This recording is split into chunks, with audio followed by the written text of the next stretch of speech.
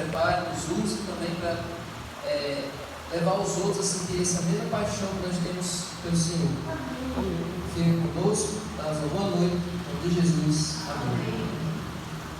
Então, amigos, hoje eu queria estudar uma história com vocês de uma pessoa que muita gente não fala muito dela. Um personagem que ele é coadjuvante. Quando a gente assiste um filme, quando as pessoas assistem novelas, as pessoas focam muito no personagem principal, mas ninguém presta atenção no coadjuvante, naquele personagem que aparece só no fundo. Então essa história que nós vamos estudar hoje vai falar de uma pessoa que sempre foi coadjuvante, sempre ficou nos bastidores.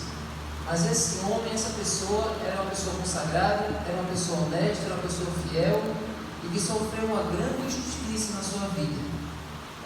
Esse homem perdeu a sua esposa e também perdeu a sua vida. Mesmo sendo um homem honesto, mesmo sendo um homem fiel. E que lições nós podemos tirar da vida desse homem para a nossa vida? Vamos lá para o livro de 2 Samuel 23, 39. Vamos descobrir quem é esse homem.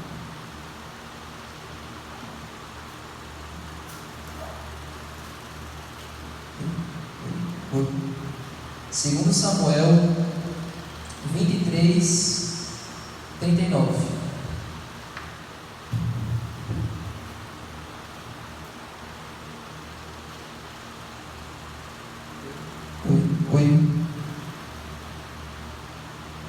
Segundo Samuel 23, 39, diz o nome desse homem e de onde ele é. Diz o seguinte: quem era esse homem? Urias Eteu, ou Urias o Hitita. Ao todo eram 37. Quem aqui já ouviu falar nesse nome? Quem aqui já ouviu falar em Urias na Bíblia? Poucas pessoas. Mas toda vez que a gente ouve falar em Urias, é sempre na história de quem? Ele está dentro da história de outra pessoa, de outro personagem. Quem é o outro personagem? Davi. Urias, ele faz parte da história do rei Davi. Só que toda vez que a gente vai falar de Urias, a gente só fala de Davi e menciona Urias. Urias é um coadjuvante. Mas hoje eu quero falar só dele, só de Urias. Porque da história de Davi nós já falamos várias vezes. Aqui diz que Urias, ele era Eteu, ele era Hitita. O que quer dizer isso? Quer dizer que Urias, ele era estrangeiro. Ele não era do povo de Deus. Ele era um soldado de Davi, mas ele não era israelita. Ele era estrangeiro. Agora, como é que Urias era um soldado do exército de Davi, do rei Davi, e não era judeu, não era do povo de Deus? Como é que ele era estrangeiro? Vocês devem conhecer várias histórias de personagens que eram estrangeiros que vieram fazer parte do povo de Deus. Quem aqui já ouviu falar de Raabe? Raabe que colocou aquele cordão na janela e ali ela foi protegida da destruição de Jericó. Raabe era estrangeira e pertenceu ao povo de Deus. E a história de Ruth? Ruth veio com a sua sogra e também ali passou a pertencer ao povo de Deus. Então, assim como Raabe, assim como Ruth, Urias também teve uma trajetória parecida. Urias, ele era estrangeiro, mas agora fez parte do povo de Israel. Agora vamos entender um pouco sobre como era a família de Urias. Urias era casado com Batseba. O nome da mulher dele era Batseba. O pai de Batseba, o nome dele era Eliã, e ele também era soldado de Davi. Então Urias era soldado de Davi, era casado com Batseba, e o sogro dele também era soldado de Davi. E o pai do sogro dele, o nome dele era Aitofel, e ele era conselheiro de Davi. Então aí você já tira que a família de Urias era uma família que era bem chegada, bem próxima ao rei. E por causa disso, a casa deles ficava próxima ao palácio do rei Davi. Por quê? Porque Urias era soldado, o sogro dele era soldado, e o pai do sogro dele trabalhava no palácio sendo conselheiro do rei Davi. Então era uma família que morava próxima ao palácio. Então aí você já tira quem é Urias. Agora um detalhe: a Bíblia ela sempre faz questão de dar um valor, dar uma importância aos nomes das pessoas. Hoje os nomes não têm tanto significado, as pessoas dão nome por conveniência. Todo mundo aqui deve conhecer gente que o nome da pessoa é a junção do nome do pai e do nome da mãe. Quem aqui conhece gente que é assim? O meu irmão por parte do pai, meio irmão, o nome dele é Israel. É a junção de qual nome? Isaac. Mas tem pessoas que vocês conhecem que o nome é todo estranho porque juntou o nome do pai, o nome da mãe, e o presidente da missão do Rio Grande do Norte, Paraíba, o nome dele é a junção do pai, da mãe, do avô paterno, da avó materna, do avô materno. Juntou, fez um Frankenstein do nome dele, juntando partes do nome da família todinha e fez o nome dele. O nome dele é Ali Jofran Brandão.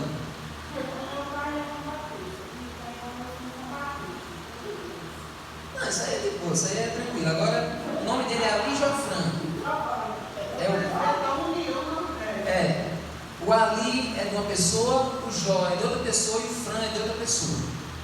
E ainda tem os irmãos dele, que ele é Ali Jofran e tem Acibofran. Aí eu pergunto a vocês, esse nome tem significado? Não tem, a pessoa só inventou um nome ali. Só que na Bíblia, os nomes, eles eram muito importantes. Por quê? Porque o nome era como se fosse uma profecia de quem você ia ser. Os nomes tinham significado de quem que você ia ser na vida. Então, às vezes, quando o personagem da Bíblia ele se converte, ele muda de vida, a primeira coisa que ele faz é mudar de nome. Vocês devem conhecer Jacó. Qual era o significado do nome de Jacó? Me lembra? Jacó significava o mentiroso, o enganador. Quando Deus transformou Jacó, mudou o nome dele para Israel. Quando Saulo perseguiu os cristãos e depois Saulo se converteu, Saulo mudou de nome para Paulo. E assim por diante. Agora, aí vocês já entenderam que os nomes são importantes. Agora, Urias. O nome de Urias significa o Senhor é a minha luz. Mas aqui vem um detalhe que quando estava pensando nessa mensagem, eu fiquei refletindo.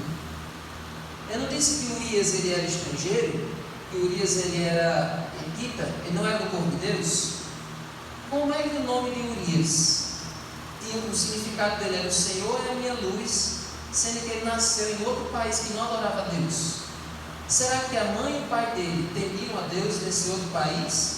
Ou será que ao longo da vida ele mudou o nome? Ele tinha outro nome e mudou para Urias? Pois é. A chance dos pais de Urias adorarem a Deus era muito difícil. O que eu mais acredito é que Urias nasceu com outro nome, mas aí quando ele se converteu, ele disse: eu vou mudar o meu nome, vou tirar o meu nome que não tinha nada a ver, e agora eu vou colocar um nome que quer dizer a minha adoração a Deus. Eu vou deixar de adorar os ídolos, vou adorar o Deus de Israel, e eu vou mudar o meu nome para um significado que quer dizer que eu adoro a Deus. O Senhor é a minha luz. Então, para ele você já via, só pelo nome dele você já vê o quanto ele era consagrado, o quanto ele era um homem que temia Deus. E mais, Urias, além de ser um homem honesto, um homem consagrado, ele era um soldado de Davi e ele fazia parte da tropa de elite dos soldados. Davi tinha milhares de soldados, mas ele tinha 37 homens que eram os mais valentes, os mais habilidosos, os mais capacitados. Esses homens faziam a guarda de Davi e Urias estava entre esses 37, que era a seleção. Não tem a seleção brasileira? Aquela era a seleção dos soldados de Davi, era o BOP. Então Urias fazia parte do BOP de Davi, dos 37 homens que Davi mais confiava, os homens mais capacitados. Então, por aí vocês já conheceram quem é Urias, agora vocês sabem quem ele é. Aí nós vamos agora para a história que todo mundo conhece, a história por onde todo mundo conhece Urias. Uma história trágica, uma história triste, mas é por meio dessa história que a gente chega a conhecer quem é Urias de verdade. Você está em 2 Samuel, vamos para o capítulo 11. 2 Samuel 11. Não tem como falar de Urias sem falar dessa história aqui, desse acontecimento aqui. 2 Samuel 11. Vamos ver o verso 1. Por enquanto só o verso 1, depois vamos ver o verso 2. Só para resumir vocês, aqui vai contar a história do pecado de Davi. Todo mundo já conhece essa história. E aqui tem algumas lições que a gente pode tirar só do pecado de Davi. O que levou Davi a pecar? A gente sabe que Davi ficou com a esposa de Urias, todo mundo conhece essa história. Mas o que levou isso a acontecer? Olha o verso 1. Do decorrido um ano, no tempo em que os reis costumam sair para a guerra, Davi enviou Joabe, seus oficiais e todo Israel. Eles destruíram os filhos de Amon e sitiaram a cidade de Rabá. Mas Davi ficou em Jerusalém. Uma tarde, Davi se levantou do seu leito e andava passeando no terraço do palácio real. Dali ele viu uma mulher que estava tomando banho, e ela era muito bonita. E o resto da história, Davi manda chamar aquela mulher. E quem é essa mulher? Verso 3. Davi mandou perguntar quem era. Disseram-lhe: é Batseba, filha de Eliã e mulher de Urias, o heteu. Urias, esse homem que a gente acabou de conhecer, esse homem tão bom, esse homem tão honesto. Batseba era mulher dele, e o pai dela era soldado de Davi também. E aí o resto da história, Davi chama ela, se deita com ela e ela engravida, e aí Davi pega diante de Deus e comete adultério. Mas o que é que levou Davi a cometer esse erro? Se Davi era um rei tão consagrado, tão leal, tão temente a Deus, todo mundo conhece quem é Davi, a gente sabe essa história de Davi e Golias, a gente sabe o quanto Davi tinha fé. Por que Davi pecou? Davi errou por 3 erros. Nós vamos encontrar esses 3 erros aí no verso 1 e 2. Vocês viram aí no verso 1? Olha aí o verso 1. Decorrido um ano, no tempo em que os reis costumam sair para a guerra, agora vai para o final do verso. Davi ficou em Jerusalém. Tinha uma época do ano, que era mais ou menos na primavera, que era a época da guerra. Todos os reis da época saíram para a guerra nessa época do ano, nesse período do ano. E se você olhar o capítulo 10, Davi fez várias guerras, muitas guerras. E em todas as guerras Davi vencia porque Deus estava com ele. Só que ele chega nesse capítulo aqui 11, e aí Davi diz o seguinte: vocês podem ir, todo mundo, que eu não vou. Dessa vez eu quero ficar em casa. Dessa vez vocês podem ir para a batalha, e como eu já fui muitas vezes, agora eu quero descansar. Agora eu quero ficar deitado, agora eu quero relaxar. Os soldados podem ir para a guerra, mas dessa vez eu não fui. Aí, por que Davi teve uma atitude dessa? Esse primeiro erro, ele é um erro que acontece na maioria das pessoas, que é negligência ao seu dever, fugir do seu dever. As pessoas, muita gente por aí, foge dos seus deveres, foge da sua responsabilidade. Tem pais que fogem da sua responsabilidade como pais, tem mães que fogem da sua responsabilidade como mães, tem filhos que fogem da sua responsabilidade como filhos, e às vezes nós, como seres humanos, fugimos do nosso dever com Deus. E quando a gente foge do nosso dever, quando a gente foge da nossa obrigação, da nossa responsabilidade, isso é uma porta para Satanás entrar na nossa vida. Fugir do dever, fugir da nossa obrigação, da nossa responsabilidade. Segundo erro de Davi. Primeiro foi esse, fugir do seu dever. Era para Davi ir junto com o exército, mas Davi disse: vocês podem ir que eu vou ficar em casa. Agora, um detalhe que muita gente não percebe, e que é o segundo erro de Davi, está no verso 2. Uma tarde, Davi se levantou do seu leito. Os reis que eram responsáveis, eles não ficavam o dia dormindo. Eles não passavam a manhã dormindo até tarde, e nem à tarde eles tiravam para dormir. O que é que o rei fazia no seu tempo, no tempo que ele tinha? Ele ia julgar as pessoas, ele ia fazer planejamentos. Um rei de verdade, ele vivia ocupado. Mas o que Davi estava fazendo nessa tarde aqui? Não, passeando ainda não. Olha aí. Uma tarde, Davi se levantou do seu leito. Isso quer dizer que ele estava dormindo de tarde. Os soldados de Davi estavam lá no campo de batalha, morrendo, lutando, dando a sua vida dele, o que ele estava fazendo? De tarde ele estava dormindo aquele sono depois do almoço. Comeu aquela feijoada e disse: agora eu vou dormir a tarde toda. Eu não quero nem saber se meus homens estão morrendo lá. Eu quero dormir. Então esse é o segundo erro de Davi, que levou ao seu pecado, que é a ociosidade. O que é ociosidade? É você ficar sem fazer nada de produtivo. É você ficar totalmente sem... É aquelas pessoas que procrastinam, que deixam para fazer o que é para fazer depois, e que passam muito tempo sem fazer nada de produtivo. Então existe aquele ditado, que é um ditado bem conhecido, que até o Manuel já falou, que mente vazia. Exatamente. Então, gente, se existe um padrão na Bíblia, é de que Deus, Ele sempre chama as pessoas que são ocupadas, as pessoas que são atarefadas. Quando Deus chamou Noé, Noé era agricultor. Quando Deus chamou Eliseu, Eliseu estava arando o campo com os bois. Quando Deus chamou outros profetas da Bíblia, outros personagens, todos eles estavam trabalhando. Amós era boiadeiro. Quando Jesus chamou Pedro, Tiago e João, eles estavam pescando. Deus gosta das pessoas ocupadas. Deus gosta das pessoas atarefadas. É essas pessoas que Deus chama. Agora, Satanás, ele gosta das pessoas desocupadas, das pessoas que não têm nada para fazer, que deixam a ociosidade tomar conta delas. Essas pessoas que estão com a mente vazia e que não ocupam essa mente com as coisas de Deus, a Satanás diz: tem um território limpo aqui, vou tomar conta dessa pessoa. Então Davi estava fugindo do seu dever e estava sem fazer nada, estava com a mente livre para Satanás tomar conta. Então, amigos, esse é um problema grave. Não podemos deixar nossa mente vazia para Satanás tomar conta.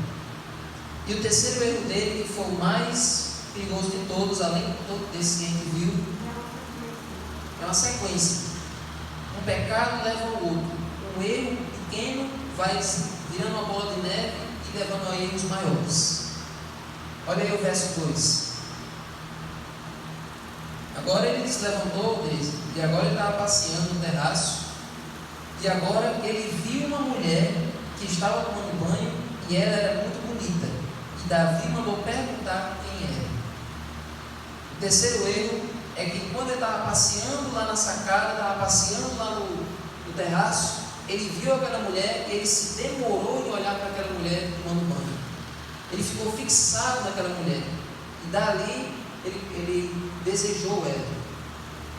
Existe uma frase de um pregador que diz assim, que um olhar, às vezes a gente não pode evitar, mas o segundo a gente pode.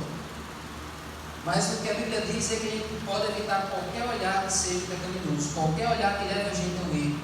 O que é que Jesus diz? Se teu olho direito te faz tropeçar, arranca-o. Porque é melhor que você entre sem o olho no céu do que com os dois olhos você ser jogado no inferno. É claro que isso é uma forma de Jesus falar, uma forma de linguagem, mas o que ele deve fazer é policiar aquilo que entra na nossa cabeça pelos olhos, pelos nossos sentidos. Tem uma musiquinha, uma música de criança, antiga, mas que ela é séria e que ela vale para todas as idades, crianças, adolescentes e adultos. É uma música que fala sobre a tentação, mas todo mundo conhece. Cuidado, olhinho, com o que vê. Cuidado, olhinho, com o que vê. Jesus Cristo está no céu, está olhando para você. Cuidado, olhinho, com o que vê. Cuidado, mãozinha no que pega. Cuidado, mãozinha no que pega. Jesus Cristo está no céu, está olhando para você. Cuidado, mãozinha no que pega. É ter cuidado do ouvido com o que ouve, cuidado do pezinho onde anda. Então é para a gente tomar, a gente se policiar com os nossos sentidos. Aquilo que a gente faz com os nossos sentidos entra na nossa cabeça, no nosso subconsciente e leva a gente a pecar. O que Davi fez foi deixar a visão dele distorcer e levar ele ao erro e cometer esse adultério. Então, gente, isso aqui já dá para encerrar aqui, né, a mensagem.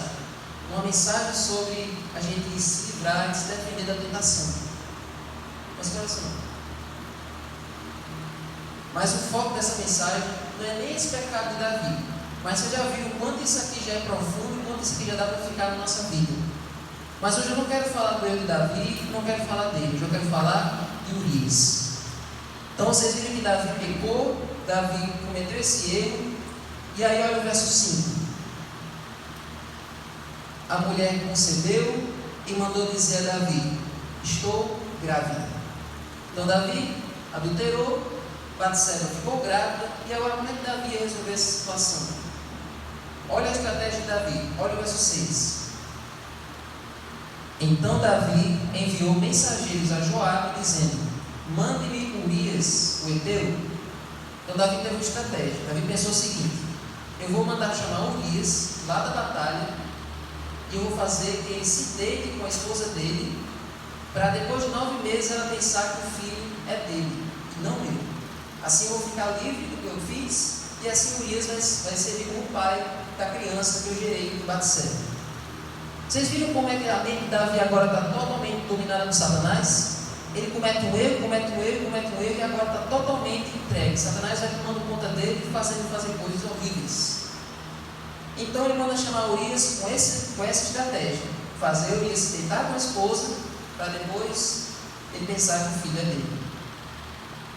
Agora o verso 7. Quando Urias chegou, Davi perguntou como é que estava Joabe, como se achava o povo e como é que ia a guerra.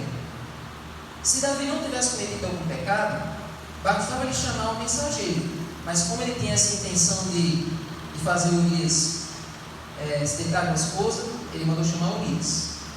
Olha o verso 8. Depois Davi disse a Urias: vá para casa e descanse. Urias saiu do palácio real e logo saiu atrás dele um presente do rei. Então Davi deu um presente para ele: só vá para sua casa, descanse, você deve estar com saudade da sua esposa, pode se deitar com ela, depois você me conta o que aconteceu. Aí Urias poderia ter pensado assim: rapaz, eu mereço isso, porque eu sou um dos soldados mais valentes de Davi, eu estava lá no meio da guerra, estou com saudade da minha esposa, eu já me deitaria com ela naturalmente, agora eu tenho uma ordem do rei dizendo que eu vou me deitar com ela. Tudo está propício para fazer isso. Por que eu não vou me deitar com ela? Por que eu não vou fazer, né? Por que eu não vou ficar com minha esposa? Ele poderia ter pensado isso. Ele poderia ter pensado o seguinte também: se eu me deitar ou não com minha esposa, o que vai acontecer lá na guerra não vai mudar. Se o que eu fizer ou não fizer aqui, não vai mudar nada do que está acontecendo lá. Só que a diferença entre um homem de Deus e uma pessoa que não é controlada por Deus é a seguinte: uma pessoa que não serve a Deus, ela se preocupa em fazer um erro e as pessoas não assistirem. Se as pessoas não estiverem vendo, tudo bem. Mas o servo de Deus, ele pensa o seguinte: realmente não tem ninguém vendo, ninguém vai saber do que eu fiz, mas eu vou saber, Deus vai saber, e por causa disso eu não vou cometer esse pecado, por causa disso eu não vou cometer esse erro. Então Urias ele pensou dessa maneira, e aí olha o que ele fez. Ao verso 9. Porém Urias dormiu junto ao portão do palácio com todos os servos do seu senhor. Ele não foi para casa. Urias não foi para casa. E aí, verso 10: relataram isso a Davi, dizendo: Urias não foi para casa. Então Davi disse a Urias: você não veio em uma viagem? Por que você não foi para casa?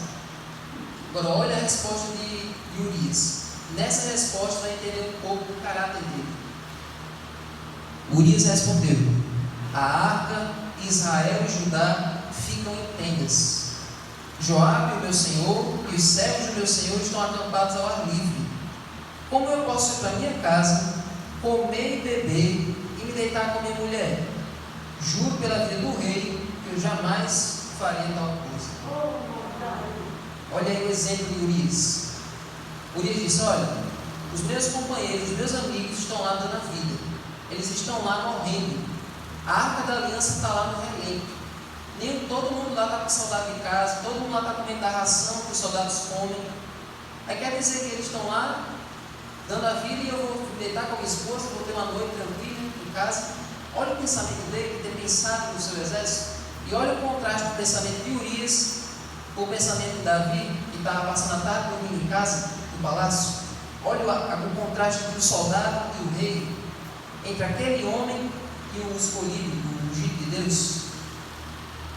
Então Urias ele demonstrou ali um caráter, uma coisa que Davi já não estava mais demonstrando, porque Davi estava sendo controlado por Satanás. Aí vocês pensam que Davi não desistiu, ou que Davi não ia fazer alguma coisa pior. Olha o que ele fez.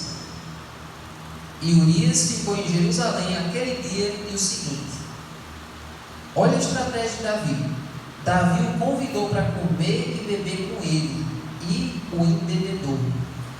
À tarde, Urias saiu e foi deitar-se no seu leito, na companhia do servo do seu senhor, mas ele não foi para casa. Então Davi disse Davi fez o seguinte: já que eu falando com ele não convenci, eu vou dar um porre nele, vou fazer ele ficar bêbado, e aí quando ele estiver bêbado ele vai tomar outro de casa. Só que mesmo bêbado, mesmo ali estando com a mente daquele jeito, ele raciocinou: mesmo assim eu não vou para casa, eu estou todo alterado, mas eu não vou para casa. Eu já decidi, eu vou dormir aqui no elenco com os servos, mas eu não volto para casa. Então, agora vamos completar a maldade de Davi. Até agora Davi está agindo de forma consequente, mas agora vai ser a gota d'água. Olha o verso 14. Pela manhã, Davi escreveu uma carta a Joabe e a mandou por Urias. E na carta ele escreveu o seguinte: ponham Urias na linha de frente, onde o combate for mais intenso. Depois, deixe-no sozinho, para que seja ferido e morra. Olha aí. Davi nesse momento estava quase psicopata. Por quê? Porque ele escreveu a sentença de morte de Urias, lacrou e disse: Urias, leve para Joabe, leve para o seu comandante, e só dê para ele abrir. Então Davi confiava que Urias ele ia passar aquela viagem toda com aquela carta e ele não ia abrir em momento nenhum. Ele sabia que Urias era confiável, sabia que Urias era um homem de bem. Então Davi escreveu a sentença de morte de Urias e disse: Urias, leve e só dê para o comandante abrir. Olha o nível que Davi chegou, olha o quanto Davi está irreconhecível agora. O homem que foi ungido por Deus quando era adolescente, aquele rapaz que matou o gigante, aquele rapaz que era um exemplo em tudo, era o homem segundo o coração de Deus, agora está sendo mentiroso, está sendo um adúltero e faz essas coisas sem sentir peso na consciência, sem sentir culpa. Olha aí. Mas Urias, ele era um homem de confiança. Urias, ele era um homem fiel. Em nenhum momento ele desconfiou de Davi, em nenhum momento ele se recusou a obedecer a ordem do rei. Ele foi fiel até a sua morte. E como foi a morte de Urias? Olha o verso 16. Tendo sitiado a cidade, Joabe pôs Urias no lugar onde sabia que estavam os homens valentes. E os homens da cidade saíram, lutaram contra Joabe. Alguns oficiais de Davi foram mortos e morreu também Urias, o heteu. Olha aí. Joabe pegou Urias e colocou ele bem na frente.